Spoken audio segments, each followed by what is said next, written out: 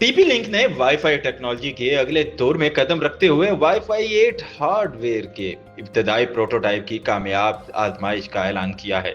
अगरचे टेस्ट की तफसीलात जाहिर नहीं की गई, लेकिन कंपनी का कहना है कि वाईफाई 8 यानी 802.11 बीएन की डाटा ट्रांसफर सलाहियत मुस्तकबिल की तेज रफ्तार और मुस्तहकम कनेक्शन वाली डिवाइसेस की झलक पेश करती है। ये प्रोटोटाइप इंडस्ट्री पार्टनर्स के इश्तराक से तैयार किया गया है और इम्कान है कि वाईफाई 8 स्टैंडर्ड्स की बाज़ाब्ता मंजूरी से पहले ही इस टेक्नोलॉजी पर मबनी डिवाइसेस मार्केट में आ जाएंगी। माहिरीन के मुताबिक वाईफाई 8 में भी 2.4, 5 और 6 गीगाहर्ट्ज बैंड इस्तेमाल होंगे, जो 23 जीबीपीएस तक की रफ्तार फराहम करेंगे।